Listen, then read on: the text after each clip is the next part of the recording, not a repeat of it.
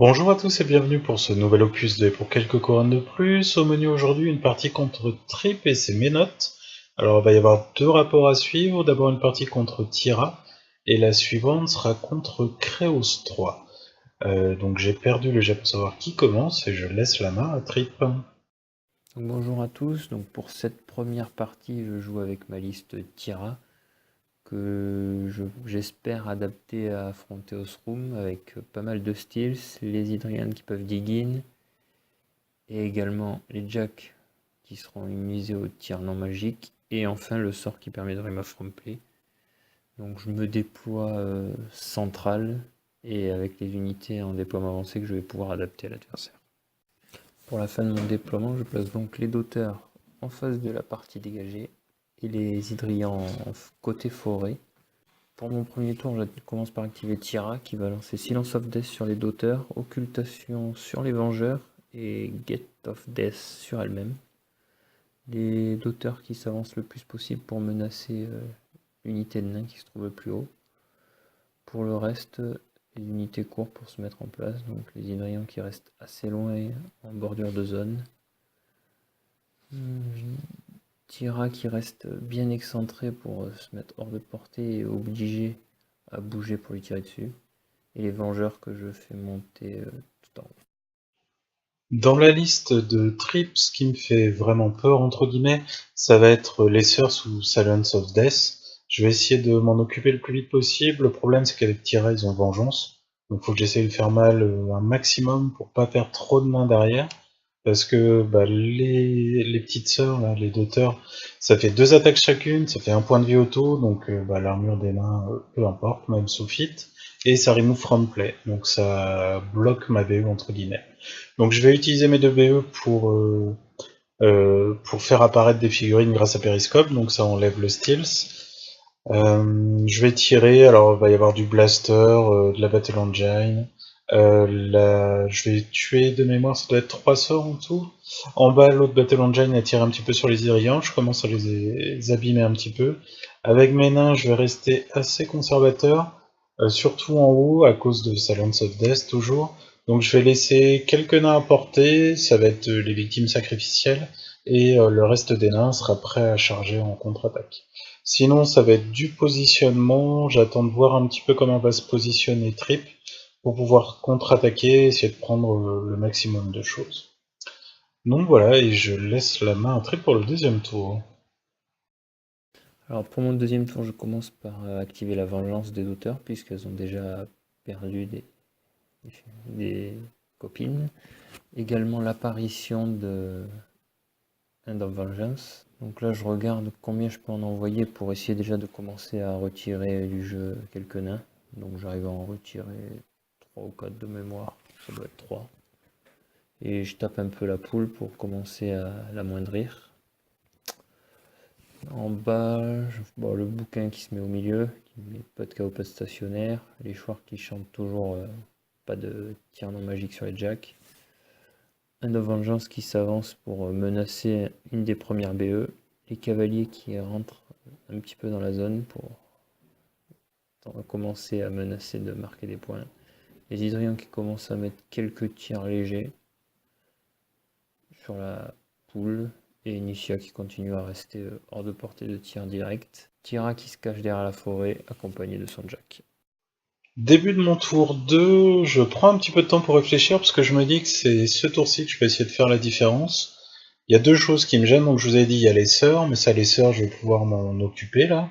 Je vais notamment activer la BE qui entre son attaque de corps à corps, les différents tirs, les galettes, va finir les différentes sœurs. Et la deuxième chose qui m'embête, ça va être Blood of Martyr, parce que c'est la seule pièce qui peut vraiment prendre une Battle Engine. Battle Engine. Donc ce que je vais faire, c'est que je vais activer Osroom, je vais claquer son fit. Alors son fit sert à donner un bonus d'armure, mais aussi un bonus de vitesse. Donc là, vous pouvez voir des nains charger Blood of Martyr et le détruire, et ça j'ai pu le faire parce que j'ai mon blaster qui a eu +3 en mouvement. Osroom a lancé le sort qui permet de bulldoze, et donc j'ai fait courir ma poule derrière en don de vengeance. J'ai reculé pour faire un bulldoze qui l'a rapproché de 2 pas de mes nains, et après j'ai pu le détruire. Donc ça c'était l'élément vraiment important de ce tour. Maintenant, je sais que je suis à peu près tranquille au niveau des jacks. Je vais pouvoir dérouler un peu plus sereinement. Et donc là, c'est ce que je fais après, c'est du nettoyage. J'utilise la supériorité de ma liste au tir pour éliminer un maximum de figurines mémotes. Bon, bah pour le début de ce tour 3, ça sent déjà pas très très bon, puisque la paire de Hand of Vengeance n'était vraiment pas prévue. Donc là, on peut dire qu'il reste plus grand chose à faire. Les zones sont déjà bien occupées. Je vois pas trop comment je vais pouvoir aller détruire les BE. Vu que les cavaliers, ce sera certainement pas suffisant. J'ai plus grand chose qui tape fort. Ça va être assez compliqué. Donc là, vu qu'on est à courte portée, je décide de laisser tomber l'occultation. Sachant que de toute façon, vu que les BE ignorent le style, c'est que j'ai plus beaucoup de figurines steals. Ça ne ferait pas une grande différence. Mais j'envoie quand même les cavaliers essayer d'enlever ce qui peut l'être, donc c'est-à-dire les poules et un maximum de nains. Pour vraiment essayer de reprendre un peu de part à l'attrition, même si de toute façon ça va pas changer grand chose de ce côté-là. Donc ouais, silence of death sur les hydrians pour essayer d'empêcher les nains de revenir, mais bon de toute façon je peux pas en envoyer beaucoup au corps à corps, donc ça va surtout être des tirs, du repositionnement et essayer de contester un peu les zones. Son tir à voix pas et quasiment pas à portée pour aller chercher quoi que ce soit. Le jack qui va essayer de se mettre de façon à bloquer les lignes de vue, parce qu'il y a toujours la menace du KTC au tir, et puis voilà. Début de mon tour 3, alors ça peut sembler un peu bizarre à dire, mais en fait, là, j'ai la partie en main depuis le tour précédent. J'ai vraiment pris l'avantage au niveau attrition. Maintenant, ça va être une lente attrition. Je vais éliminer les pièces au fur et à mesure. Il faut juste que je fasse attention à pas faire d'erreur bête et notamment à trop exposer au shroom parce que Tira peut aller KTC de très loin et elle le fait très bien. Donc là, c'est vraiment, c'est ça. Je grignote au fur et à mesure. J'élimine les quelques pièces qui me gênent et je vais marquer des points lentement. Bon, résumé de ce tour, il a continué à marquer des points de scénar, moi j'ai continué à perdre des figurines. Donc là, de toute façon, aller chercher le caster, ça va pas être possible. Réussir à contester toutes les zones, ça va se faire, mais ça va pas durer longtemps.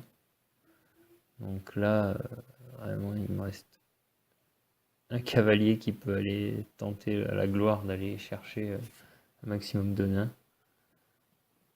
Bon, au final, il en arrache quand même deux, c'est déjà pas mal. Les chouars qui se mettent dans la zone pour contester. Tira qui claque son fit et comme ça elle peut aller chercher quelques nains de plus. Au moins ça sera fait plaisir. Le Jack, grâce au fit de Tira, il a pu éviter la forêt et aller chercher quelques nains aussi. Voilà. Nicia qui peut enfin... Et moi je me mets devant la caméra, c'est magnifique, pour cacher cette débâcle, qui a enfin pu taper quelqu'un, et puis tous les petits soutiens qui essayent de venir dans les zones pour faire ce qu'ils peuvent. À noter le Hiérophant qui a quand même redonné un des 3 points de vie au chef des Hydriens. Pour mon tour 4, ça va être une répétition du tour 3 en fait, c'est on grignote. Donc là avec la petite BE j'utilise le bulldoze pour éloigner un petit peu, alors ça a mis ça de mémoire. Je vais grignoter, je vais nettoyer les zones, ce qui va me permettre de continuer à prendre l'avantage au scénario. À la fin de mon tour, on regarde un petit peu la situation avec Trip. Il n'y a pas grand chose qu'il puisse faire, donc on va arrêter la partie là. Bon, fin de la partie. Alors même si j'ai réussi à la faire durer un peu plus longtemps, on a bien vu que dès la fin du tour 2, ça allait être très compliqué. La perte de Hand of Vengeance sur un coup que j'avais vraiment pas vu venir avec le fit qui augmente la vitesse des reliques, qui permet d'aller chercher très très loin. Et là, j'avais plus du tout assez d'impact pour aller chercher les 2 BE à 40 points de vie. C'est vraiment compliqué. Heureusement que Nico est quand même assez fair-play et il se permet de ne pas faire revenir les nains grâce à l'effet de ses BE. Parce que c'est vrai que sa liste, entre les tirs qui font très mal, le corps à corps, et en plus elle va chercher loin, c'est vraiment une liste bien équilibrée. Trip pensait avoir une liste capable de contrer Osroom, alors il y avait des éléments qui pouvaient me contrer, notamment le sort qui est Remove from Play au corps à corps, donc ça permet d'empêcher le mécanisme de récursion des Battle Engine, excuse-moi Titi. Bon, par contre, il y a un petit peu que ça en fait qui est assez dangereux, et sa liste qui pensait capable d'arrêter Osroom ne l'est pas. Il avait amené une deuxième liste, donc c'était une liste Kreos 3. Alors il l'avait pas sorti parce qu'il pensait que Kreos 3 n'avait pas trop de chance contre Osroom. On s'est dit qu'on allait quand même le jouer histoire de voir ce que ça donnait. Et petit spoiler, ça marche mieux que Tyra en fait. Donc vous allez pouvoir voir ça dans la prochaine vidéo. Merci d'avoir suivi celle-ci et je vous dis à bientôt. Salut!